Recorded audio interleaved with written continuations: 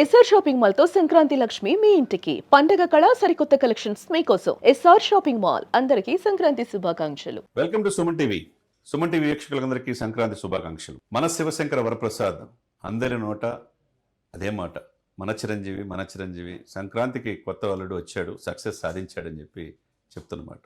Block buster మూవీగా మరి నిన్ననే release అయింది, మొన్ననే ప్రీమియం ప్రపంచవ్యాప్తంగా ఇదైంది.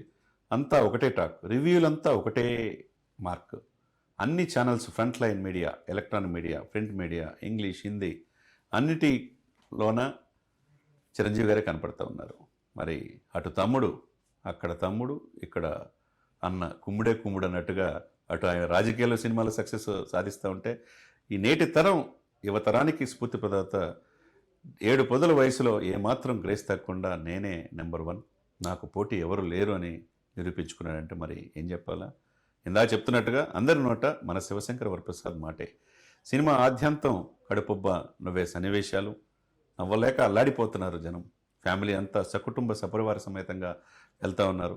ఈ సినిమా ఈ ఫ్లో చూస్తూ ఉంటే ఇది 2వ రోజు ఫ్యామిలీ ఆడియన్స్ కనెక్ట్ అవుతున్నారు. నిన్న చూసిన వాళ్ళు మళ్ళీ ఈరోజు సినిమా చూసే పరిస్థితి. అంతా అన్ని థియేటర్లు హౌస్ఫుల్ కలెక్షన్స్ ఉభయ రాష్ట్రాల్లోనే కాకుండా ప్రపంచవ్యాప్తంగా ఉంది. అంటే పిల్లల నుంచి పెద్దవాళ్ళ దాకా అందరికీ కనెక్ట్ అయిపోయాడు మన చిరంజీవి గారు.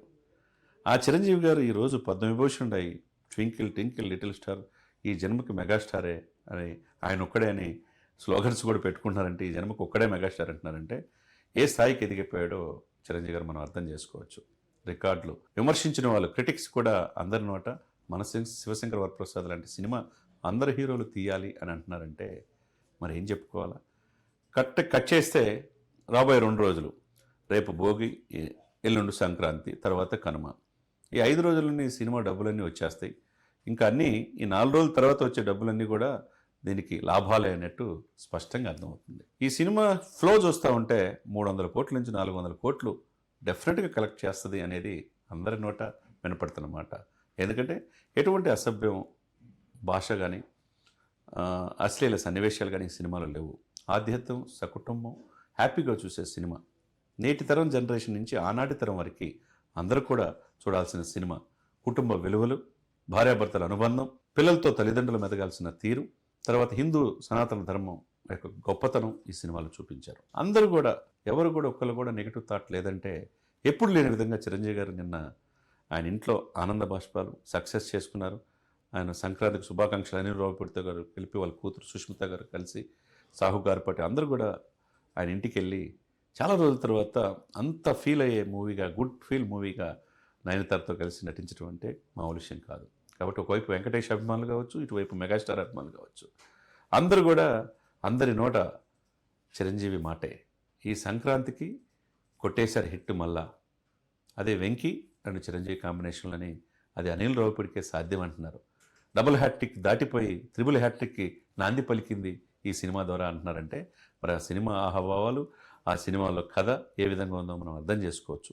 ఆద్యంతం రమణీయంగా అందరూ కుర్చీలో కూర్చోకుండా ఆ హుక్ స్టెప్కి డ్యాన్స్ చేస్తున్నారంటే ఏ స్థాయికి ఈ సినిమా వెళ్ళిందో ఖండాంతరాలు దాటి మనం అర్థం చేసుకోవచ్చు. కాబట్టి విమర్శనవాదులు కూడా ప్రశంసించే స్థాయికి అందరి నోట చిరంజీవి గారే నెంబర్ 1 అనే స్థాయికి ఈ సినిమా తీసుకెళ్ళిందంటే మామూలు విషయం కాదు కదా. మరి సంక్రాంతి రాబోయే 4 రోజులు కూడా చాలా కీలకం. రిపీటెడ్ ఆడియన్స్ ఈ సినిమాకి వస్తున్నారు. కుటుంబం మొత్తం కలిసే సినిమా. ఇటువంటి సినిమాలు గతంలో కూడా ఎప్పుడు లేవు. ఎప్పుడు లేని ఇది ఈ సినిమాకి చిరంజీవి గారికి వచ్చింది. ఆ స్టార్డమ్, ఆ ఇమేజీ ఆనాటి 1978 నుంచి తర్వాత 87లో చూసుకున్న ఖైదీ సినిమా ద్వారా ఎట్లా అగ్ర హీరోగా ఎదిగి ఆ దశాబ్దం పాటు చిరంజీవి ఇండస్ట్రీలో ఆయన మించిన వాళ్ళు ఎవరు లేరనే స్థాయికి ఎదిగాడో, కట్ చేస్తే ఈ సినిమా ద్వారా అదే స్టార్డమ్, అదే గ్రేసు, అదే ఆహాభావాలు మనం కనపడినాయి అంటే మరి దాన్ని బట్టి మనం అర్థం చేసుకోవచ్చు. ఆయన 70 సంవత్సరాలు కాదు, రేపు 80 సంవత్సరాలు వచ్చినా ఇదే గ్రేస్లో ఉండాలని మనం ఆకాంక్షిద్దాం. ఏదైనా కానీ అనిల్ రావిపూడికి అందరి నోట ప్రశంసలు నింపడుతూ ఉన్నాయి. ఇటువంటి చిరంజీవి గారిని, అగ్ర హీరోల్ని, అటు వెంకటేష్ గారిని సమన్వయం చేసి వాళ్ళు కలిసే సన్నివేశాలు కావచ్చు, చేసే డ్యాన్స్ విషయంలో కావచ్చు, వాళ్ళు పండించే ఆహభావాల విషయంలో కావచ్చు పూజించాడనే మన అనిల్ రావిపూడి గారిని ప్రశంసించాలా. తర్వాత బుల్లిరాజు కావచ్చు, పిల్లలు సినిమాలో నటించిన చిన్నపిల్లలు ఎమోషనల్ అటాచ్మెంట్ బాగుంది. తల్లిదండ్రులు ఎలా ఉండాలో కూడా నేర్పారు. తర్వాత మహిళలు వాళ్ళ యొక్క తీరుతెన్నులు, ఆ ఆహభావాలు అన్నీ కూడా ఈ సినిమాలో పండినాయి అని అనుకోవాలి. ఏదైనా కానీ ఈ సంక్రాంతికి అందరి నోట మన శివశంకర వరప్రసాద్ మాటే.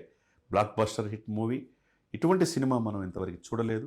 చిరంజీవి గారిలో గతంలో ఎప్పుడు లేని విధంగా ఆయన ప్రీ రిలీజ్ ఈవెంట్లో కూడా ఇంతకు 100 రెట్లు చిరంజీవి గారు మీరు నటన చూస్తారన్నారు. డెఫినెట్గా అనిల్ రావిపూడి గారు చెప్పినట్టుగా ఈ సినిమాలో చిరంజీవి గారి భావజాలం, ఆ కళల్లో ఆ సెటిల్ పెర్ఫార్మెన్స్ ఇంకెవరికి సాధ్యం కాదన్నట్టుగా ఆయన బెగ్గర్ దెన్ అమితాబ్ బచ్చన్ అని చెప్పి ఇండస్ట్రీలో పేరు వచ్చిన తర్వాత కింగ్ ఆఫ్ ఇండియన్ సినిమా అని నేను పేరు వచ్చిన ఎక్కడ ఎదిగే కొద్ది ఒదిగే లక్షణం చిరంజీవి గారి సొంతం. కాబట్టి ఈరోజు ఇప్పటికీ ఇండస్ట్రీలో నెంబర్ 1గా కొనసాగుతున్నారంటే మధ్యలో రాజకీయాలు పోయి కొన్ని సంవత్సరాల పాటు సినిమాలో లేకపోయినా మళ్ళీ అదే ఇండస్ట్రీకి వచ్చి నెంబర్ 1గా నాదే ఆ స్థానం అంటున్నాడంటే మరి ఆయన ఇందాక చెప్పినట్టుగా ఎదిగే కొద్ది ఒదిగే లక్షణం. అందరిలో మనం ఉండాలి, మనం కూడా హ్యాపీగా ఉండాలి అనే భావించే తత్వమే ఆయన ఈరోజు ఈ స్థాయికి తీసుకొచ్చింది. అభిమానులు కోట్లాది మంది అభిమానులు సొంతం చేసుకున్నారు. అదేవిధంగా తన తమ్ముడు ఒకవైపు ఆంధ్రప్రదేశ్లో డిప్యూటీ సీఎంగా ఇటు సినిమాల్లో నటిస్తూ ఉన్నాడు. తన కుమారుడు తండ్రిని చూసి తండ్రికి మించి తనయుడిగా గ్లోబల్ స్టార్గా RRR సినిమా ద్వారా మనం చూడు ఆస్కార్ రేంజ్కి ఎదిగిన రామ్ చరణ్ గారు కూడా సేమ్ అదే భావజాలం చిరంజీవి గారిని ఉట్టిపడినట్టుంది. తన బాబాయిని చూసి, పవన్ కళ్యాణ్ గారు చూసి, తన నాన్న చూసి ఇప్పుడు పెద్ద సినిమా మార్చిలో రిలీజ్ అవుతుంది. అది కూడా నెంబర్ 1 సినిమాగా వచ్చే అవకాశం ఉంది. అదే సమయంలో 2025 ఓజీ సినిమా చూస్తే అది పవన్ కళ్యాణ్ గారి నెక్స్ట్ క్రియేట్ చేసింది రికార్డ్స్. 2026 చూస్తే స్టార్టింగే సంక్రాంతికి ఇది నాది అని చెప్పేసి ఇండస్ట్రీలో నాకు ఎదురే లేదన్నట్టు చిరంజీవి గారు చూపించుకున్నారు. మన నెక్స్ట్ మళ్ళీ ఉస్తాద్ భగత్ సింగ్ వస్తుంది, తర్వాత విశ్వంబర ఉంది, తర్వాత పెద్ది ఉంది. ఇవన్నీ చూస్తూ ఉంటే 2026, 2027 కూడా మెగా సంవత్సరంగానే మనం చూడవచ్చు అనేది ఈ యొక్క రికార్డులను బట్టి, ఈ ప్రేక్షకుల ఆదరణ బట్టి మనకు తెలుస్తుంది.